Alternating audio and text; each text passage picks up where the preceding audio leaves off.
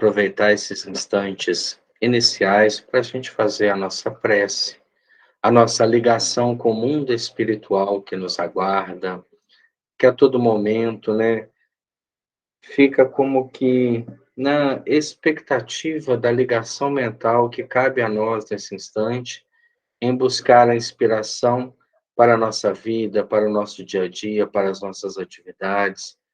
Então, nesse momento onde a gente busca estudar um pouco mais o processo que abrange toda a natureza estrutural do homem e também da constituição do universo, nós pedimos ao nosso Pai Celestial que nos abençoe.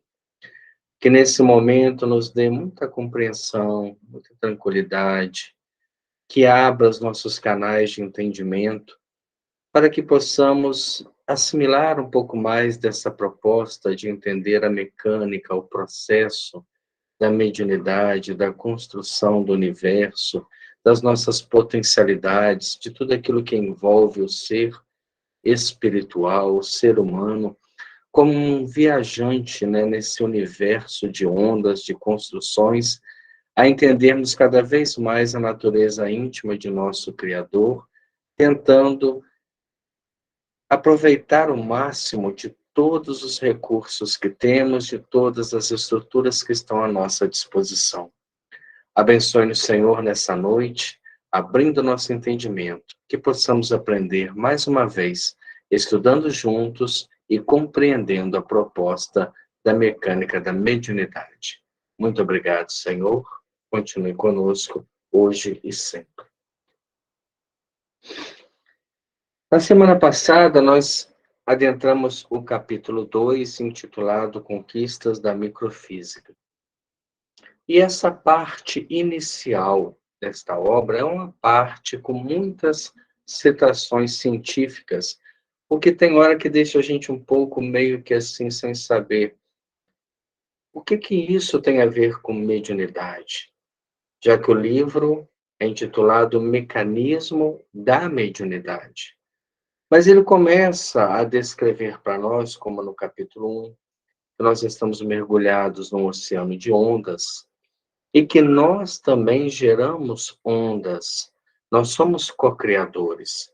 Se o Criador escolheu este modelo de criação, que não cabe a nós questionar nem o porquê, nem se havia algum outro tipo, já que a nossa inteligência é extremamente relativa perante a inteligência absoluta, então cabe-nos compreender que é uma realidade ondulatória o universo e que nós estamos inseridos neste universo, neste oceano de ondas, mas também gerando ondas com o nosso pensamento, com as nossas palavras, que é o pensamento articulado, é o pensamento, né, de forma compreensível para os encarnados e para aqueles desencarnados na mesma faixa vibratória. Nós também geramos com as nossas emoções, com as nossas reações, com tudo aquilo que envolve sentimento. Então, toda a energia que o espírito produz, seja através de um ato, seja através de uma reflexão, ou de um sentimento que ele esteja naquele momento manifestando, ele está eclodindo ondas. E por ser assim a nossa essência, é importante entrarmos um pouco nesse campo, né, científico, porque nós não estamos estudando nada que seja diferente das leis naturais. E se esse padrão, esse tipo de realidade científica se expande, se acopla a toda a realidade ondulatória à nossa volta, também está voltado para a nossa realidade, para a nossa integridade mental e emocional. Na semana passada, nós paramos na dedução de Niels Bohr sobre o modelo atômico. Então, ele, para poder entender a proposta de Planck, que dizia que, na verdade, do átomo parte-se arremessos de energia e não uma corrente contínua. Há como se fosse, né, arremessos jogados. Ele deduz que o átomo ele tem um núcleo e, à sua volta, ele tem uma nuvem de elétrons que estão mais ou menos dispostos, uns muito mais próximos do núcleo e outros mais distante, aonde ele deduziu aqui que havia entre eles 7 camadas.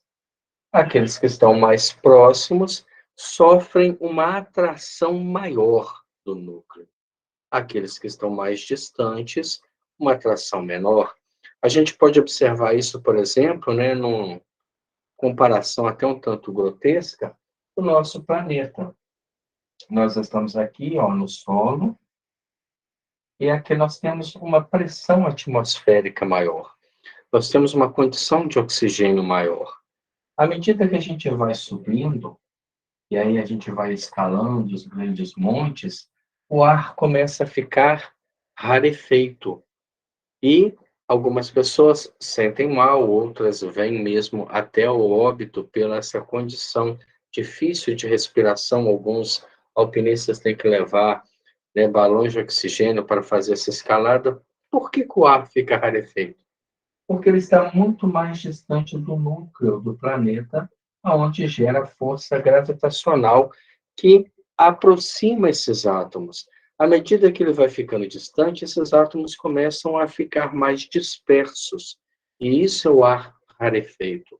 Quando nós estamos na, né, no nível do mar, nós estamos com a condição de oxigenação muito melhor, muito maior, porque ali nós estamos dentro da melhor condição da pressão atmosférica. Então, o que que Niels Bohr diz? Os átomos que estão distantes, eles demandam uma pequena ou uma menor carga de energia para poderem fazer os seus saltos.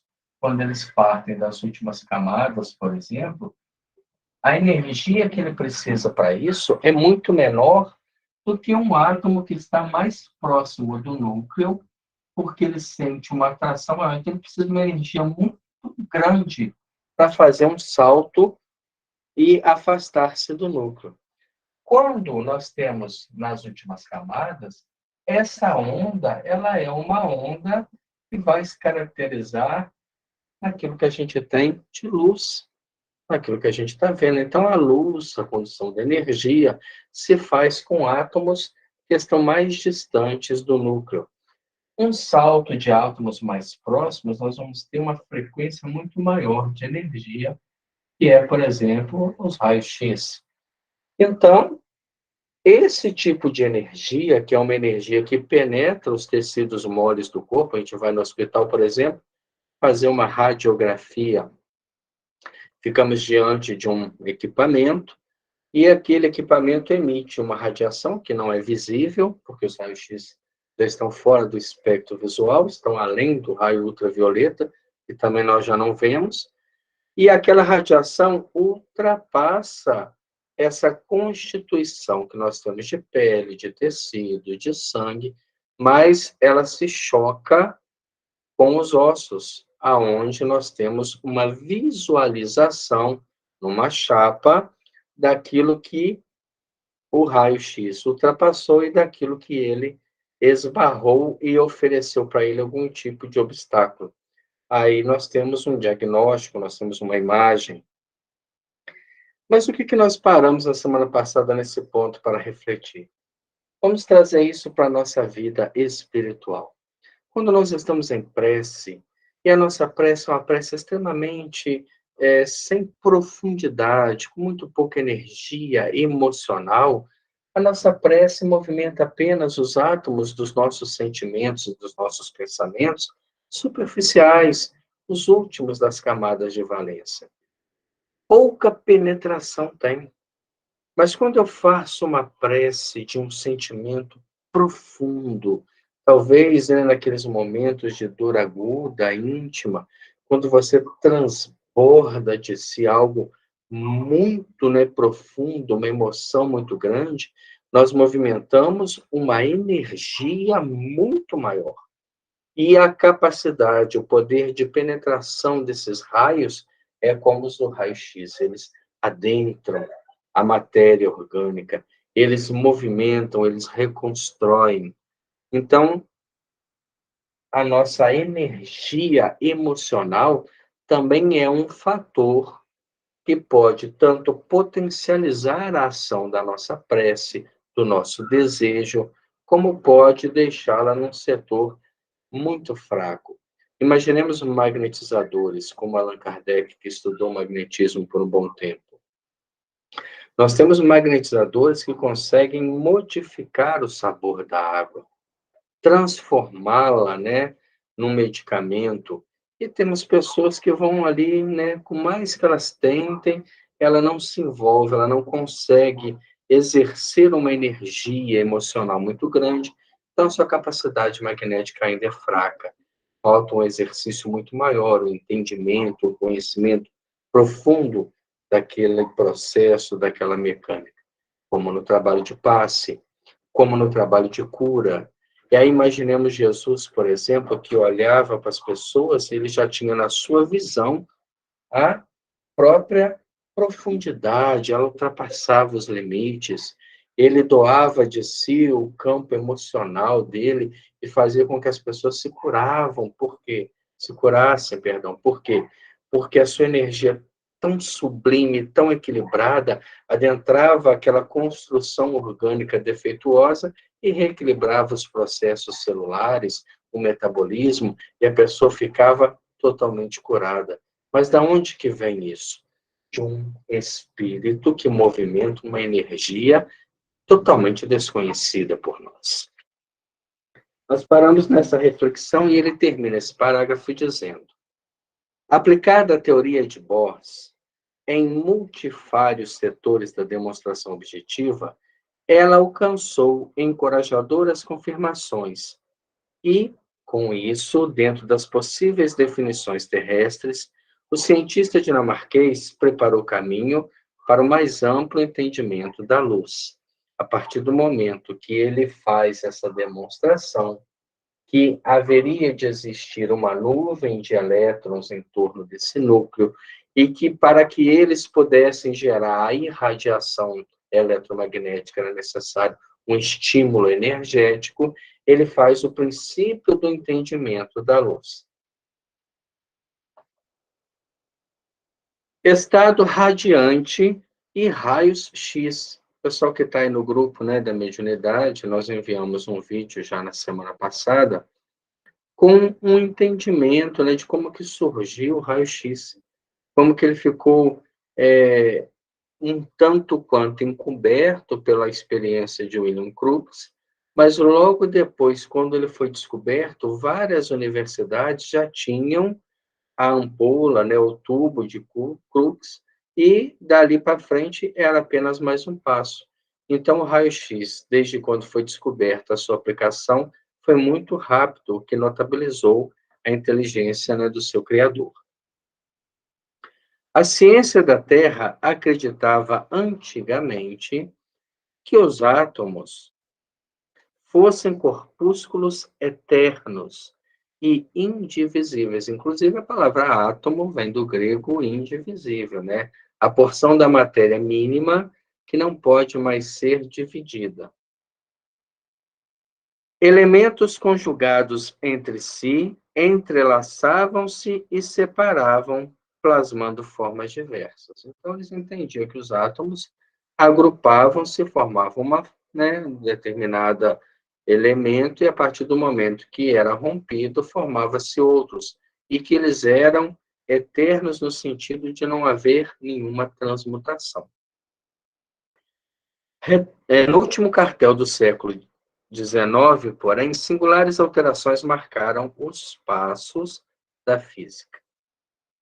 Retomando a experiência iniciada pelo cientista alemão Richthofen, William Crookes valeu-se de um tubo de vidro fechado, no qual obtinha grande rarefação do ar, fazendo passar através dele uma corrente elétrica oriunda de alto potencial. O pessoal que gosta, né, dos estudos espíritas, William Crookes tem é uma grande contribuição com a doutrina espírita, porque ele era um cientista inglês, ele foi contratado para tentar desmascarar a fraude espírita, e ele estudou muito, né, os efeitos de materialização através do, do médium Florence Cook, né, e a materialização do espírito de Kate King por anos. Foram vários estudos feitos no estado de catalepsia da médium, onde ela era pesada, era retirado o sangue, era feito uma série de exames clínicos para ver qual era o seu estado e, ao mesmo tempo, ela fornecendo o ectoplasma para a materialização. No final, ele que foi contratado para desmascarar uma fraude, ele diz, né, e dá a sua contribuição, a sua confirmação para a veracidade do fenômeno espírita. No entanto, ele, como cientista, ele criou um tubo, e nesse tubo ele tinha, né, dois eletrodos aonde passava uma corrente elétrica de alta tensão. Semelhante tubo poderia conter dois ou mais eletrodos, cátodos e anodos, ou polo negativo e positivo, respectivamente, formado por fios de platina e rematados em placas metálicas e substâncias em molde variáveis. Então, nós tínhamos diversos tipos de tubo, entre eles, né, uns com mais eletrodos, outros com menos, onde nós tínhamos um fio de platina, mas a base era sempre a mesma. Uma alta tensão entrava dentro desse tubo e saía de um para outro eletrodo, fazendo uma rarefação desse ar. Efetuada a corrente, o grande físico notou que o cátodo partia raios que atingiam a parede oposta do vidro, nela formando certa luminosidade. Então formava-se uma luminosidade. E ele não conseguia entender por quê. Até então os elétrons era um enigma, né, para a própria física. Crookes classificou como radiante o estado em que se mostrava o gás contido no recipiente e declarou guardar a impressão de que conseguira reter os corpúsculos que entretecem a base física do universo. Então, quando ele faz esta experiência, essa experiência foi muito comum à sua época, ele tem a noção que havia descoberto um novo estado da matéria, o estado radiante, e, na verdade, ele estava tendo ali apenas uma modificação da própria matéria já existente ali dentro, porque ele havia acrescentado uma grande tensão de energia. Lembra que a tensão de energia é que faz a alteração e faz com que os átomos gerem, partam de si, né, essas partículas, esses campos de energia.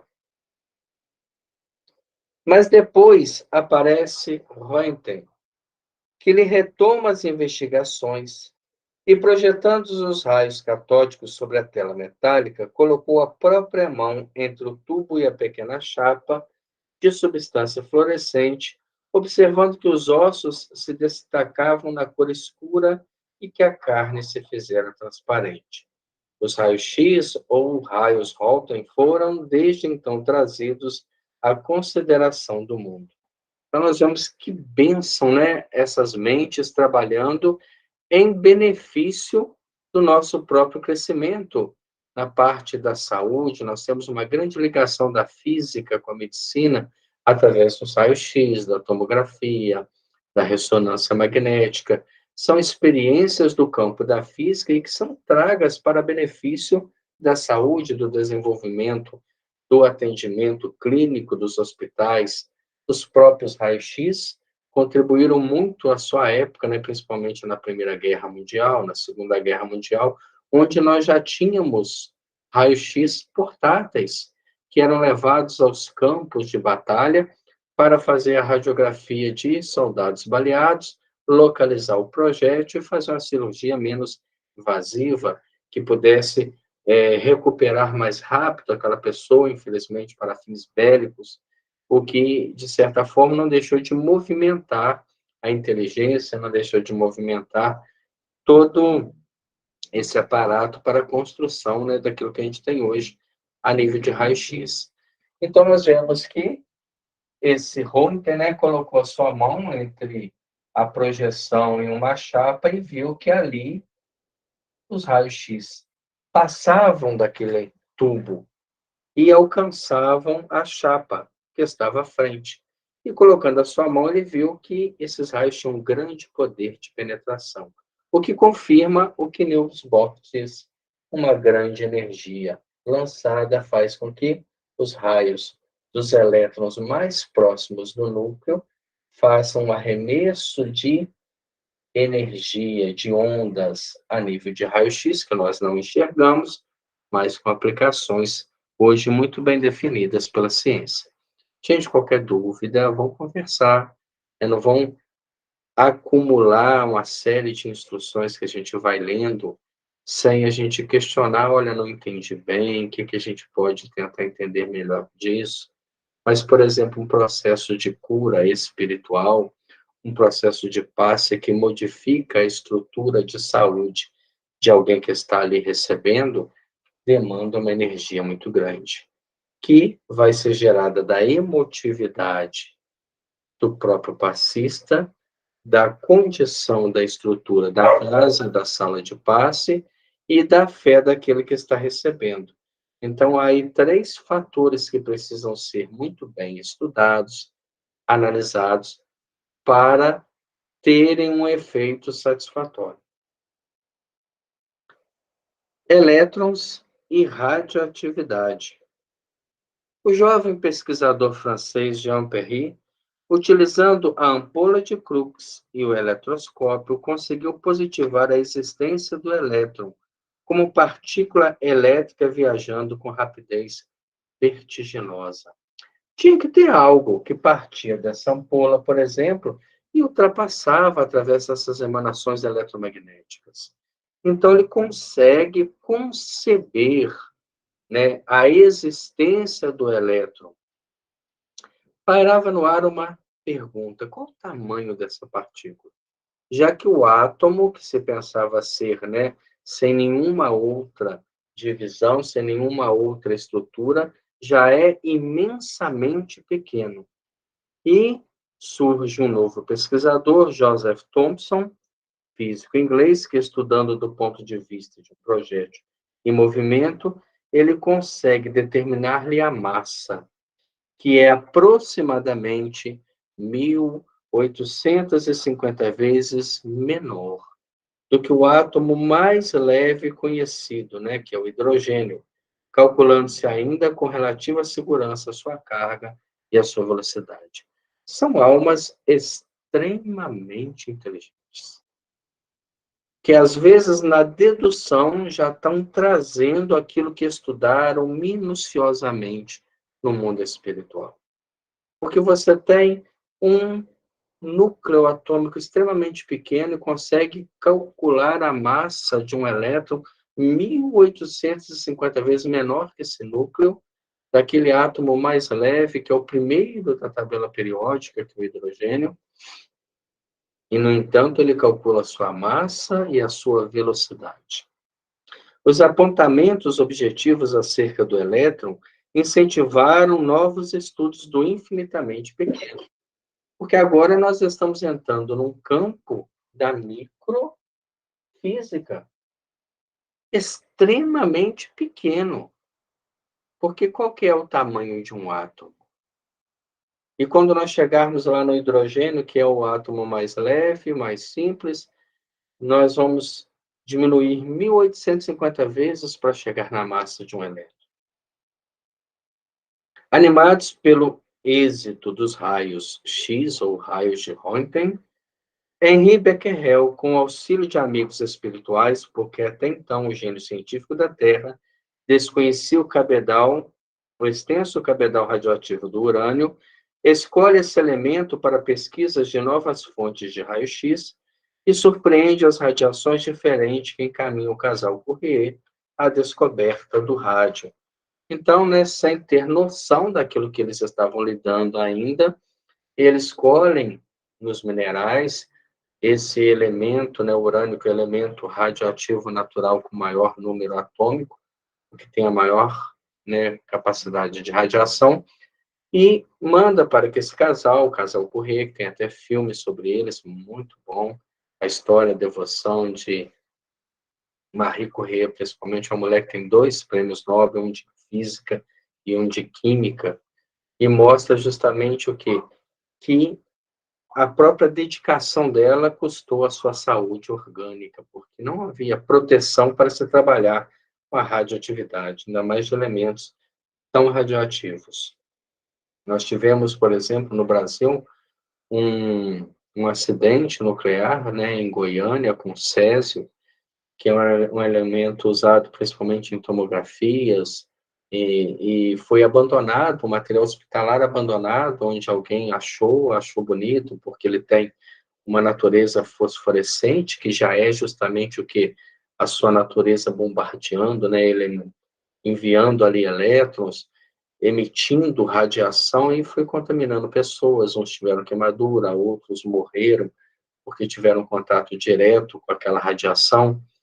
Nós temos, assim, em Chernobyl, na Ucrânia, onde está todo esse problema ainda da guerra, o acidente nuclear com o reator da usina, que houve uma explosão muito grande e que ficou, né, o urânio ali enriquecido para fins de energia elétrica, exposto, e até hoje tem uma radiação muito grande, apesar de todo o túmulo de chumbo que fizeram em torno daquela usina, ainda tem uma grande radiação ali.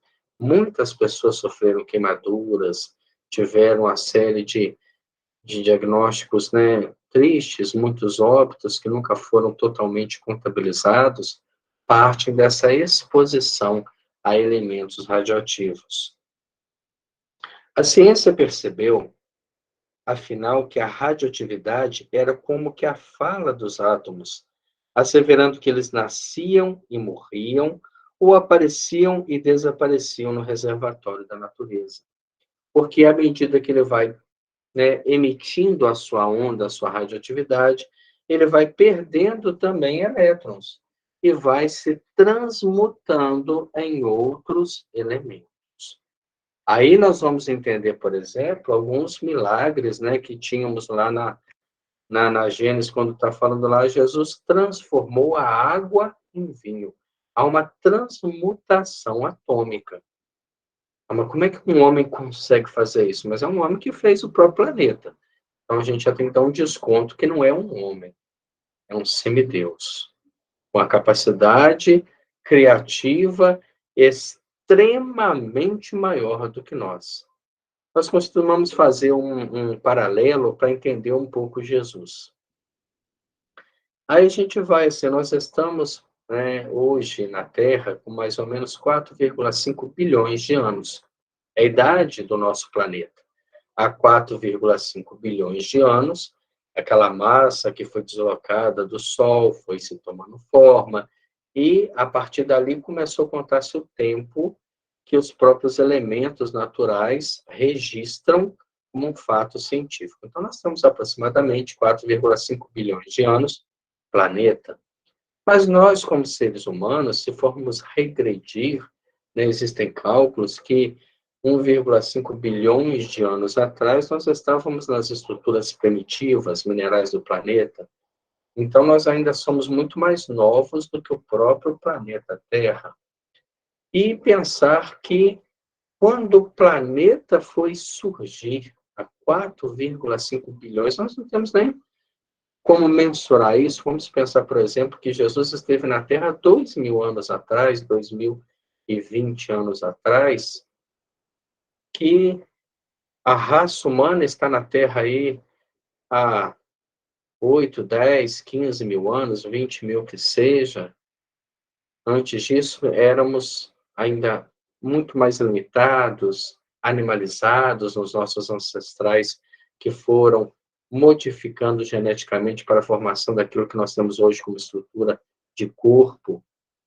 Mas há 4,5 bilhões de anos atrás, coisa que a gente não consegue nem mensurar, Jesus já era um espírito perfeito. espírito muito mais velho do que nós. Então, ele que cuidou da formação, não sozinho, claro, que com todos os seus engenheiros siderais, que cuidou toda dessa estruturação, com certeza ele fazer uma transmutação atômica. Com o pensamento era algo extremamente natural para ele, e hoje começa a ser uma reflexão das potencialidades daquilo que a gente tem de estrutura de equipamento, nem de pensamento. Só que nós fazemos transmutações com o pensamento. Quando nós pensamos, nós criamos forma. Essas formas têm vida, têm cheiro, têm atitude. Nós não estamos vendo porque elas são criadas num campo de vibrações diferente da nossa capacitação visual, da nossa captação visual. Mas os espíritos veem as nossas criações mentais. E elas nada mais são que uma plasmagem, que uma modificação. Nós pegamos átomos que estão dispersos de natureza não visível do fluido cósmico universal e damos a eles condições para que eles se aglutinem.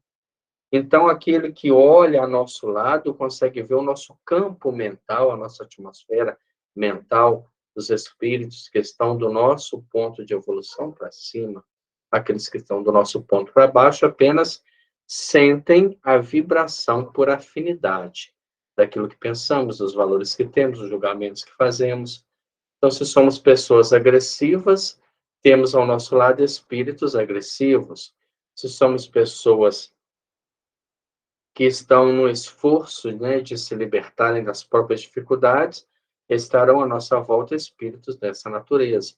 Então, se nós temos, por exemplo, médiuns que conseguem mensagens de espíritos elevados, é porque eles têm dentro de si já uma condição vibratória que faculta esses espíritos encontrarem pontos de ligação mental, o que talvez não aconteça conosco, porque a gente ainda está muito na superficialidade do sentimento, do compromisso e da disciplina que regem todo o trabalho mediúnico. Quando a gente se dedicar um pouco mais a mudar, e aí também vai uma transmutação de sentimentos, a nossa estrutura interna, com muito esforço, com muita boa vontade, que é a energia que a gente precisa para movimentar os elétrons mais próximos do nosso núcleo de sentimento, com certeza nós vamos estar alterando as estruturas emocionais, as vibrações do nosso pensamento, melhorando a atmosfera à nossa volta, para que novas companhias venham a conviver conosco. Mais um itemzinho, química nuclear, né? O contador Geiser. Emergindo no cenário da experimentação da microfísica, demonstrou que em cada segundo, 1 grama de rádio se despendem 36 bilhões de fragmentos radioativos da corrente mais fraca de raios emanantes desse elemento, perfazendo um total de 20 mil quilômetros de radiação por segundo. Então, um marcador de radioatividade, que é esse contador, ele faz um cálculo que de um elemento, de 1 grama do elemento rádio, que é um elemento radioativo, e daí sai o nome radioatividade, ele desprende essa quantidade. No entanto, a tão grande quantidade de átomos de rádio em cada grama desse metal, que somente no espaço de 16 séculos é que seu peso fica reduzido à metade. Até uma explicação científica de Emmanuel, André Luiz, perdão, no rodapé da página, que não justifica a gente ficar entrando em questões científicas.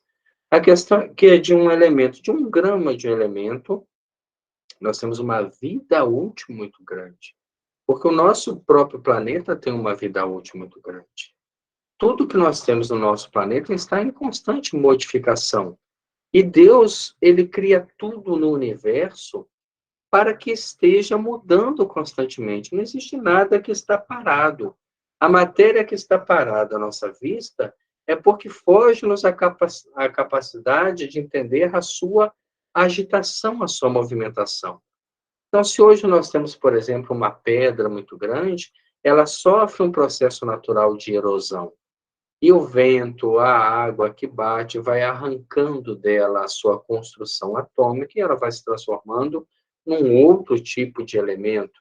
Nós temos, por exemplo, um navio que afunda, que fica lá embaixo do mar e que aos poucos ele vai sendo corroído, ele vai sendo totalmente destruído, a própria vegetação começa a subir por ele, a transformar, né, a liberar aqueles elementos que ali estão de ferro, que construíram toda aquela estrutura, isso mostrando o quê? Que tudo está sob transformação, mesmo que a gente não enxergue, mesmo que a gente não perceba, porque o nosso intervalo de vida é muito curto e o nosso campo de percepção é extremamente pequeno. Mas tudo no universo está em modificação. E se 1 grama de rádio ele leva 16 séculos para perder metade do peso, no espaço de 4,5 bilhões de anos, houve grandes transformações nisso tudo. E daqui para frente haverá outras transformações que as futuras gerações poderão registrar para, quem sabe, na volta, numa próxima encarnação, onde estejamos muito mais ligados ao desenvolvimento desse conhecimento do que estamos agora, possamos compreender com profundidade. Aprendendo que a radioatividade exprimia a morte dos sistemas atômicos, não seria possível apressar-lhes a desintegração controlada, com vistas ao aproveitamento de seus potenciais energéticos. Esse pensamento, ele movimentou a química nuclear. Porque a partir do momento que se entenderam que haviam certos elementos que emitiam radioatividade, que é um processo de energia, de ondas eletromagnéticas, será que não poderia apressar esta desintegração para que liberasse mais energia? E essa energia poderia, por exemplo, ser canalizada, né, com fins elétricos, com fins de aquecimento, com fins, né, bélicos, que foi realmente o que movimentou a desintegração atômica. Mas era uma pergunta, nós temos uma fonte de energia e precisamos conhecer em profundidade essa fonte para retirar dela proveito. As usinas de energia atômica, como nós temos no Brasil, em Angra dos Reis e em vários países, elas são uma fonte de energia elétrica através da transmutação atômica, com riscos consideráveis. Principalmente, nós tivemos no Japão há pouco tempo, por causa de um terremoto, o rompimento de reatores que contaminaram toda uma área, porque ela gera um, um lixo muito grande e que demanda água para resfriamento e demanda uma série de equipamentos de controle. Então, é justificável a sua existência? Em alguns lugares, sim, porque não tem recursos. Aí você fala, então nós vamos fazer uma usina termoelétrica. Ela gera impacto ambiental? Com certeza, porque tem queima de combustíveis fósseis para movimentar turbinas para gerar energia elétrica. Ah, nós vamos fazer uma hidroelétrica, gera impacto? Com certeza, porque eu vou ter que represar correntes de água e aonde esta água chegava antes já não vai chegar mais. Então, há todo um impacto ambiental. Ah, nós vamos fazer, então, as eólicas, que são, hoje, uma das que menos impactos causa ou não causam, eu não tenho conhecimento técnico para afirmar, mas com certeza muito menor, porque você vai aproveitar a energia do vento, como nós temos em alguns países que aproveitam o movimento do mar para movimentar turbinas, como nós temos agora os painéis solares que captam que a energia eletromagnética do Sol, convertendo ela em energia elétrica, numa tentativa de evitar essas construções que são cada vez mais perigosas. Mas a energia nuclear faz parte ainda da nossa existência e com certeza ficará ainda por um bom tempo. Rutherford, Lembrou que as partículas emanadas do rádio funcionam como projéteis vigorosos, e enchendo um tubo com azoto, nele situou uma parcela de rádio, reparando os pontos de queda dos corpúsculos eletrizados sob pequena tela fosforescente. Descobriu, desse modo, que os núcleos do azoto espancam em cheio as partículas radioativas alfa, explodiam, convertendo-se em hidrogênio e num isótopo de oxigênio. Então, o que que esse químico fez de experiência? Ele pegou um recipiente com azoto e colocou ali dentro uma partícula de rádio, que emite uma radiação alfa, que nós vamos ver mais à frente. E essa radiação era bombardeada também pelo azoto que ali estava. E quando dois elementos químicos se chocavam, formavam um terceiro, uma transmutação. Pegaram dois elementos e criaram um terceiro através daquele impasse, daquela exposição de um para com o outro. Da mesma forma que as águas lá na boda de Caná, né? Tínhamos lá o hidrogênio e o oxigênio equilibrados na água e um pensamento de energia sobre-humano, que nós desconhecemos, fez com que aquilo ali se convertesse, se transmutasse em um novo produto. Foi realizada, assim, calculadamente, a primeira transmutação atômica pelo homem, originando-se desde então a chamada química nuclear, que culmina hoje com a artilharia atômica do ciclotrão, estruturado por Lawrence, a feição de um eletroímã, onde acelerado por uma corrente de milhares de volts em tensão alternada altíssima, projéteis atômicos bombardeiam os elementos a eles expostos e se transmutam em outros elementos químicos conhecidos, acrescidos dos chamados radioisótopos, que o casal Joliot-Curie obteve pela primeira vez, arremessando sobre o alumínio uma corrente menos penetrante do rádio, constituída de núcleos de hélio ou hélions, surgindo assim os fecundos serviços da radioatividade artificial. A gente às vezes lê isso aqui e fala assim, mas o que isso tem a ver com a gente, né? Nós estamos vivos hoje por uma transmutação atômica que acontece na nossa estrela. O Sol nada mais é que uma gigantesca bomba de hidrogênio. Então, ele está lá, né, e na sua base, ele tem uma grande gravidade, mas tão grande que ele é construído, é constituído de hidrogênio.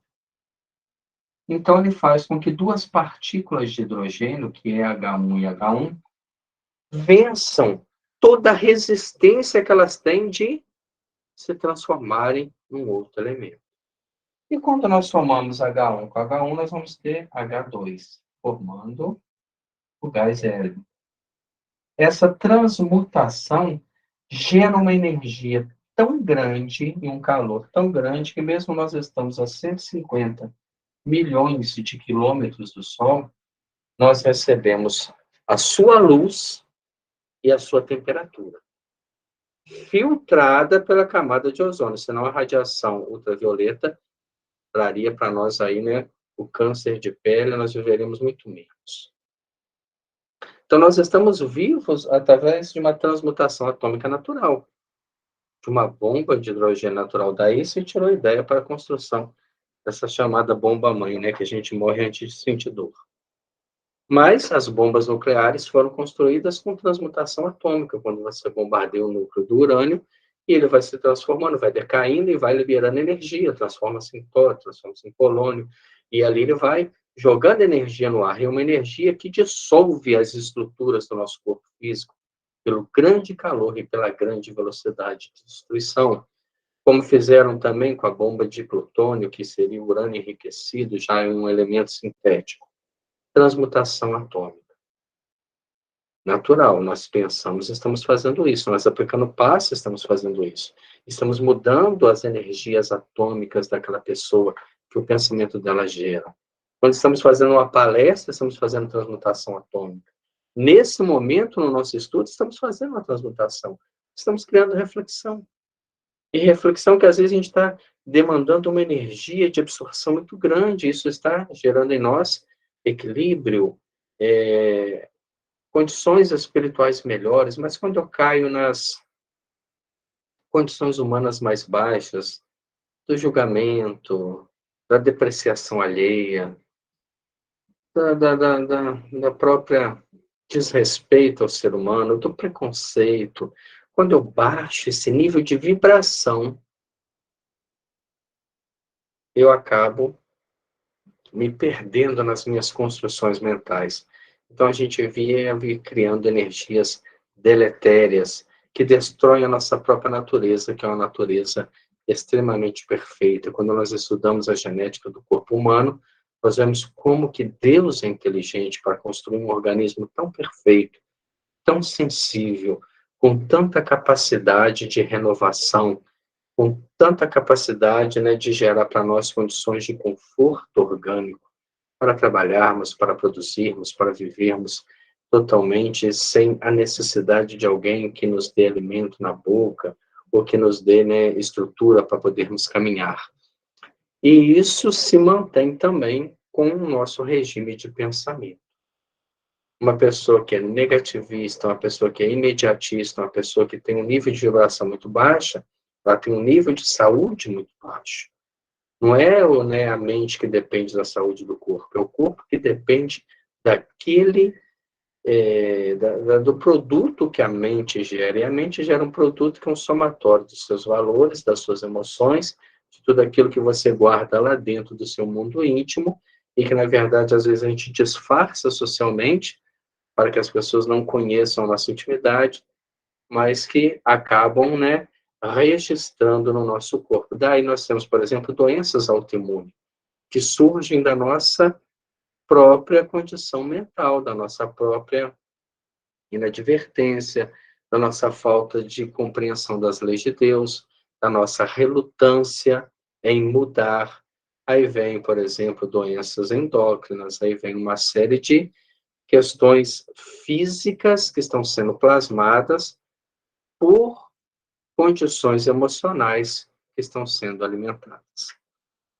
Nossos apontamentos sintéticos, termina aqui André Luiz esse capítulo dizendo, objetivam apenas destacar a analogia do que se passa no mundo íntimo das forças corpusculares, que entretecem a matéria física, e daquelas que estruturam a matéria mental. Porque a energia é a mesma. Aquilo que nós temos em matéria física é aquilo que nós temos em matéria espiritual. As leis que regem são as mesmas, elas estão apenas numa dimensão, numa vibração diferente. Por isso, nós não registramos o mundo espiritual. É a única diferença. As leis são as mesmas. Aquilo que eu penso como encarnado, eu penso como desencarnado. A energia que eu crio como encarnado é a energia que eu crio como desencarnado. Então, vale aí, né, uma grande reflexão sobre o nosso pensamento, que é força construtiva do universo. Desde o universo íntimo das minhas células, de tudo aquilo que regula e mantém a energia vital, como da construção atômica daquilo que está à nossa volta, na nossa atmosfera fluídica, mental, para que um dia nós possamos ter condições de potencializar essa criação e estruturar um lar seguido pela nossa vibração fraterna, da nossa vibração coerente, da nossa vibração saudável, e a partir daí, né, a gente ter condições de ir crescendo. É por isso que os espíritos assumem compromissos não por mérito vulgar, como nós temos, é meu amigo, uma pessoa conhecida, uma pessoa estudada, uma pessoa de título, mas sim por condições emocionais. Ninguém dirige um país como Ismael dirige o nosso país sem que o seu pensamento possa abranger todo aquele território, possa alcançar desde os minerais que compõem a estrutura humana e possa estar sensível ao pensamento de todos que ali estão. Ninguém comanda, por exemplo, um estado, uma cidade, um bairro, uma rua. Os espíritos alcançam esse nível através da sua evolução, do seu trabalho íntimo, né, de poder realmente doar sem que as suas próprias dificuldades gerem algum tipo de dificuldade para os outros.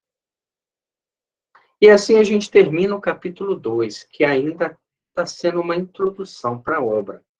A partir aí do capítulo 4, capítulo 5, a gente começa a fazer uma ligação de tudo isso que nós estamos estudando com o processo mental, com o processo mediúnico.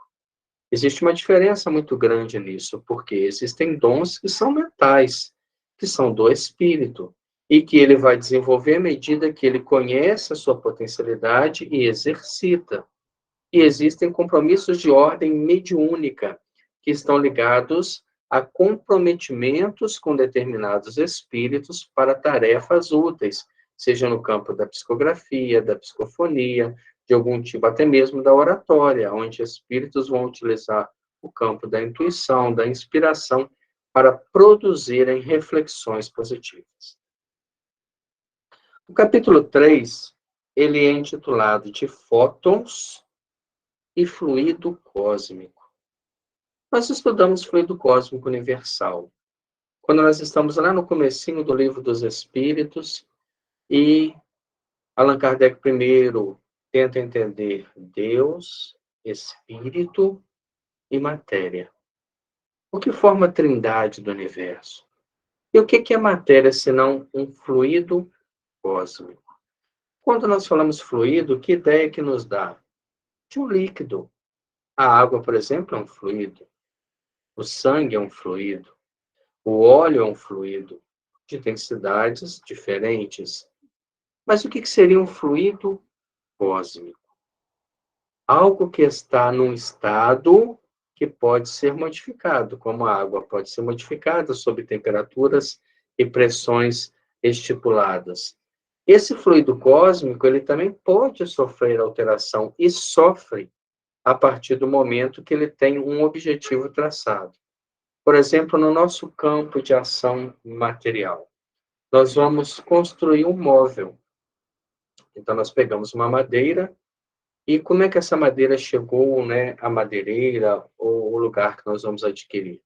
Ela foi retirada lá do reino vegetal, foi trabalhada, foi cortada, passaram-se nela uma série de produtos de conservação, e a gente vai lá e pega e vai transformá-la no móvel. Então, você vai cortar, vai medir, vai parafusar, vai dar a ela acabamento, vai encerar, vai colocar algum tipo de recurso extra nela, e ela vai se modificando. Então, aquilo que foi um galho, né, que foi em algum canto ali, certa vez, um tronco de árvore, agora é um móvel dentro de casa, de utilidade, que cabe no lugar, que é agradável, que é sensível, né, ao toque.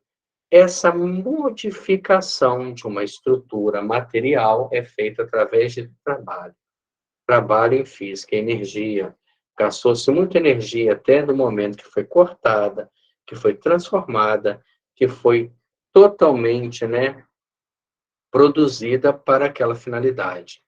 Nós temos, por exemplo, uma construção de aço, né, nas construções de engenharia, de arquitetura. Esse aço já é um subproduto, né, que foi tirado do ferro, e o ferro foi colocado junto ali com carvão, com carbono, para construir um material mais resistente na siderúrgica. Então, houve uma transformação de um trabalho que necessitou-se de uma temperatura altíssima dos fornos, das siderúrgicas, para que pudessem separar aqueles átomos que estavam em forma de carvão, que estavam em forma de ferro, e darem a forma a um novo produto. que agora tem qualidade daqueles 2 outros produtos que o geraram. Um produto mais duro, mais resistente, resistente ao tempo, resistente à própria construção. Então, nós temos que modificar estruturas para construir. O espírito, nós estudamos isso no livro Devastação do Invisível, no capítulo 1, ele constrói a partir do pensamento. Então, por exemplo, ele chega no mundo espiritual, e no mundo espiritual nós temos casas construídas. Como é que essas casas foram construídas? Será que há fábricas de blocos, de cimento, de tijolo? Não. Há um recurso natural que precisa ser transformado. E o que transforma esse recurso? O pensamento daqueles que conhecem a técnica, que se juntam e formam um feixe de pensamento mais forte, para que esta matéria fluida, sensível à ação magnética do pensamento, à ação elétrica do pensamento, possam aglutinar e tomar forma.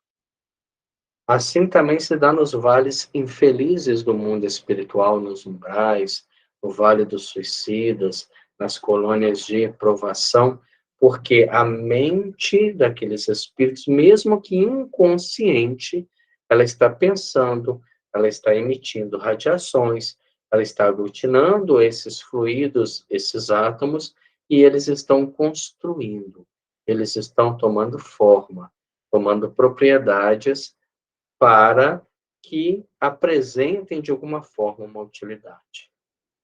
Então, nós passamos a ver que o nosso pensamento, ele age constantemente no fluido cósmico universal.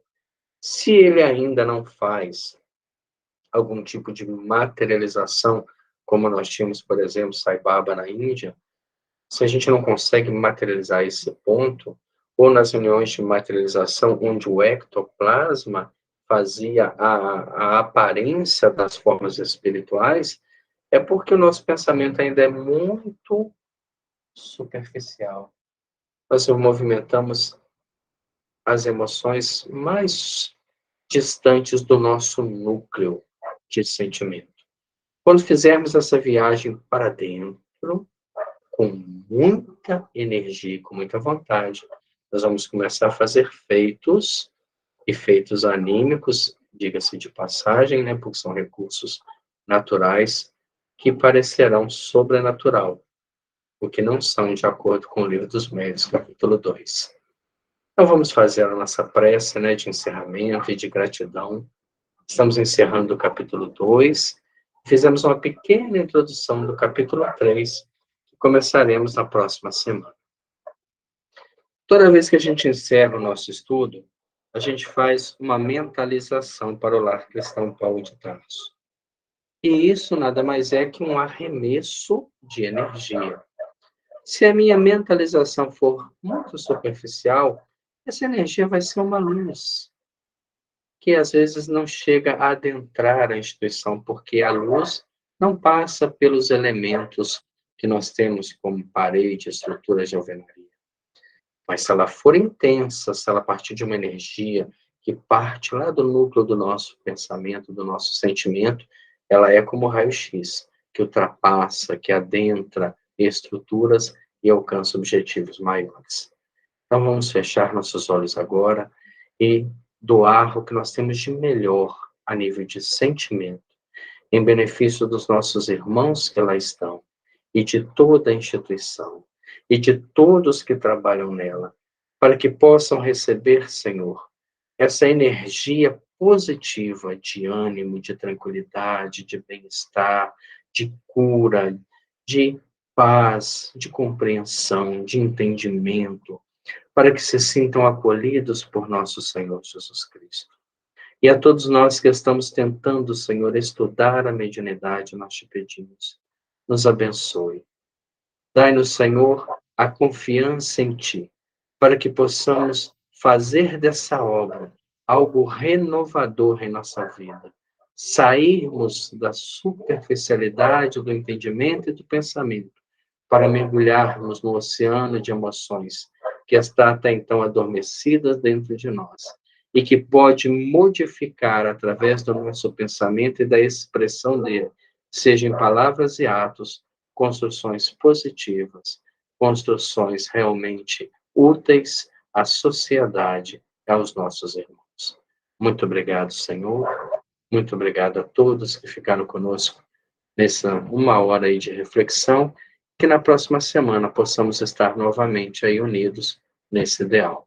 Muito boa noite a todos.